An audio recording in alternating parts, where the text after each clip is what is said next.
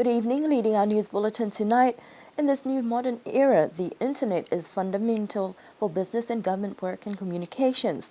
But recently, issues affecting the government's wide area network services has challenged telecom IT staff to find solutions to the problems of slow internet speed. AceCore, the New Zealand company who supplied the government solutions network in 2010, has sent 2 IT specialists to assist local technicians to identify and resolve these problems, while on the island they have been able to identify a number of tweaks. We did some work on Friday night with the internet providers, also on Saturday. We've worked some pretty crazy hours, and on Monday morning the feedback was very good that the internet speed has increased, and so we're very pleased to what we hear. I believe it is a lot better. There's still one little matter that can be worked on, and that is quite high up in the between the satellite provider and one of the 2 companies below that.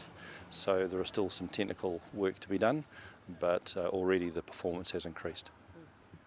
So what were some of the factors that were affecting the network? The internet is a strange architecture. The internet is not managed unless you pay lots of money for it. So, for example, if everybody, when they go to bed, they say, right, hit the download, and then in the morning it's all downloaded, your movies or whatever, you flood the internet. The internet is an unmanaged service. So if everybody on a rainy day wants to watch something, everyone will complain it's bad. If it's a lovely day in the middle of the day and there's a fishing competition, no one's home, the internet speed will be high because no one else is using it. So there's no easy answer to what is the factor that fixed it. There are many factors. There are 4 in particular that really fixed it. But at the end of the day, as a society increases in its capability of using the internet, the pipe or the fibre to the sky needs to increase in size. And that's true anywhere in the world. You're fortunate that you're rolling out your local fibre around the island.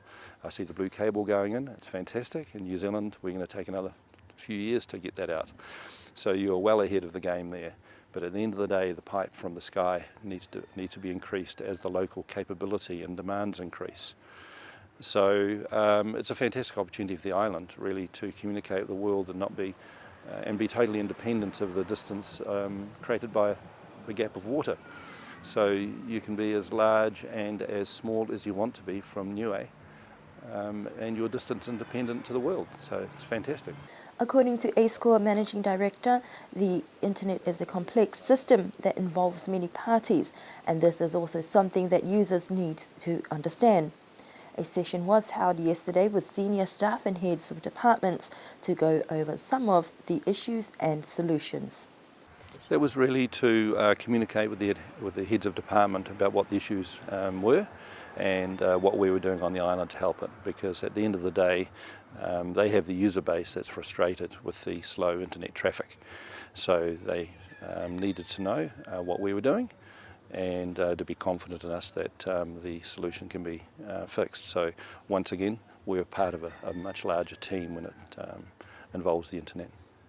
He says that the way forward is to effectively manage how the network is used, and also for users and government to be clear on what their expectations are with the increased demand for internet connectivity. In the meanwhile, the government's fibre optic cabling project is progressing forward with a cable from Kaimisi all around to the southern side of the island as far as Hakupu. Work to lay down the cables to the northern side is now up to the village of Toi, and Telecom Director Tuturi Haka says that they hope to have that project completed by October or the end of this year, with a few villages from the southern side operational. Another milestone for telecommunications on the island is the completion of the mobile station at Kaho and Avasele that will enable clearer mobile phone services for villages on the southern side of the island. Samoa's Ministry of Natural Resources and Environment is continuing to call on media practitioners to ensure climate change stories generate to the public continuously. Langomai Tumua Fata Semiseu said his ministry is working with several divisions to ensure the information the public receive is accurate and informative. After the 2009 natural disaster, many of the stories about climate change and natural disasters hit the headlines. However, once the peak of the event faded, so did the reports and coverage of the activities. He said the media must assist climate practitioners, environmentalists, and the public to make aware of each person's responsibility to ensure the lives of those living on Samoa. One of the most improved technological developments in the ministry was the introduction of new seismic equipment to monitor seismic activities, so information is expedited to the appropriate agents for dissemination. In Niue's approach, the processes are similar, with new meteorological equipment installed at the main office to assist in the assessment of climate activities. Niue's Met Office Director Sionita Sipuletoa said the new mechanisms is introduced so local agents are familiarized and can make decisions on how to assess each climate event. Previously, all decisions relating to seismic activities and tsunami warnings for Niue generated from the main office in Hawaii. That news was from Manainu'u in Apia, Samoa. There was cause for celebration in Mutalo last Sunday as the village welcomed their new village pastor, Reverend Nuka Nuka Tawevihi. An official investiture ceremony was conducted by Reverend Aifolia Pomale. Reverend Tawevihi, a graduate of Knox Theological College, completed his studies and returned to Niue. This is Reverend Tawevihi's second placement since returning to the island after serving 5 years in the village of Vaea that began in 2008. The formal church service was led by Reverend Pomale, and members from the Ecclesia clergy were on hand for short sermons and words of encouragement. During the church service, Reverend Ingham Gole made a rather interesting anecdotal reference, comparing cricket and its unifying ability to that to the role of the pastor, to bring people together in search of spiritual enlightenment. Village and Ecclesia representatives from both sides were quick to make note of the long-held bond between the villages of Mutalo and Hakupu, dating back to the introduction of Christianity to the island. A large feast followed, and short church services and tables were piled with food prepared by families from both communities. For the crowds who gathered, food was plentiful, a good omen for what is hoped will be reflective of the new pastor's mission that will bring many blessings for the congregation with diminishing numbers. The day ended on a high note, with high hopes that Reverend Tawevihi will be able to help build the Mutalo Ecclesia. We wish the new pastor and his family well.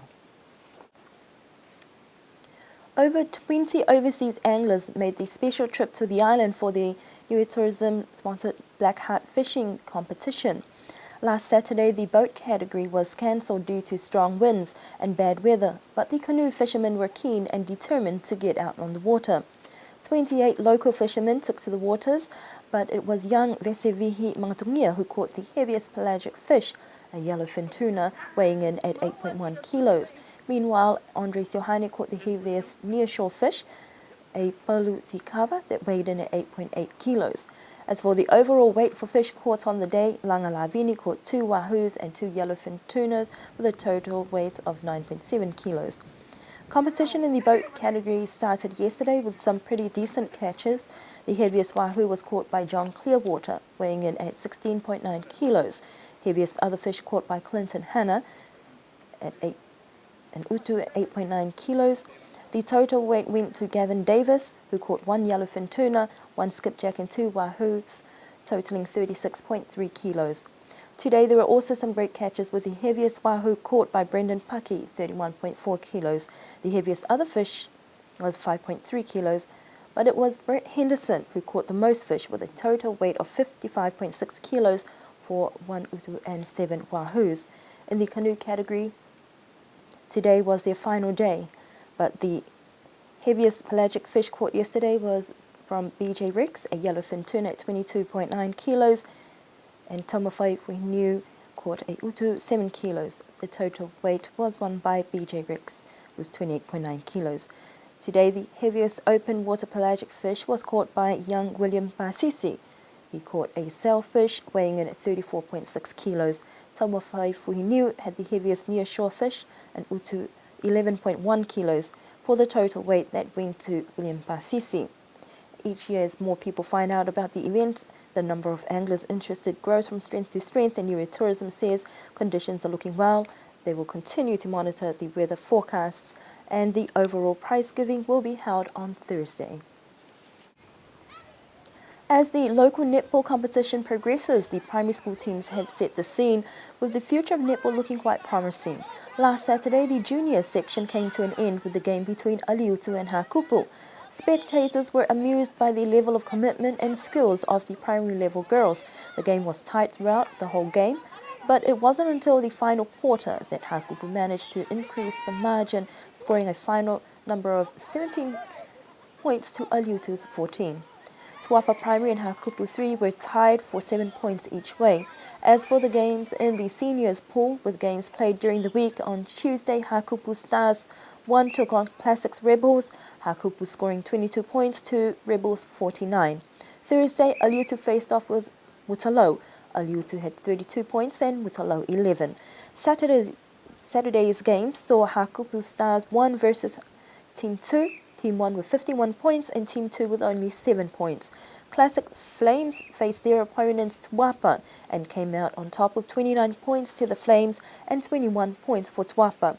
Mutalo versus Classic Flames with 9 to Mutalo and 52 to the Flames. With 7 senior teams in total, there is still a while yet to go to determine who will take out this year's competition, but the netball committee are also very thankful to all the referees and coaches who have volunteered their time to preparing and overseeing games for this year. 11 teams took to the field last Saturday in the Niue Island Touch Association Open Men's and Mixed Teams Touch Tournament. The day began just after midday with a curtain raiser game from Niue Primary School. Students part of the Tamamana program were put into 2 mixed teams playing against each other. Parents and spectators were quite entertained to see kids in action, with a few nerves here and there, but overall it was good to see some upcoming stars in the making. In the Open Men's competition, there were 6 teams registered and divided into 2 pools. Pool 1 had Avasele, Hakupu and Southern Marlins. Pool 2, Alofi, Tuapa and Tamakotonga. Interesting to see players at different levels of fitness putting their skills to the test, but it was truly a team effort in trying to get the ball over the try line. In the mixed teams division, there were 5 teams in total playing round-robin games. Alofi, Huli Rebels, Liku, Hakupu and Tuapa all managed to field teams, some with many subs while others only just meeting the bare minimum. But it made for some fearsome competition, with players putting their bodies on the line, diving for tries, and the games on the day were also a reminder for players to show discipline, with some players sent off the field for unsportsmanlike behaviour to fellow players and referees. But in the finals, it was Avasele men's versus Tuapa men's who put up a tough game, but in the end it was Avasele who was the victor this time round, with 2 tries to Tuapa's 1. In the mixed finals, Tuapa also managed to make it, and they met their competition in the team from Alofi. With another tough battle, by the final hooter, both teams were at a draw with 2 tries. The games then went on to play the sudden death drop-off, where after some manoeuvring, Alofi managed to get in 1 try, winning them the match. Placings for the Open Men's: first Avasele, second Tuapa, third Southern Marlins. Placings for Open Mix: first to Alofi, second Tuapa and third Hakupu. Last Saturday's tournament was also an opportunity for Niue Island Touch Association selectors to find potential players to represent Niue in the upcoming spin tournament to be hosted and held in Niue in October. And that concludes our news bulletin for tonight. Do join us for our next news bulletin on Thursday.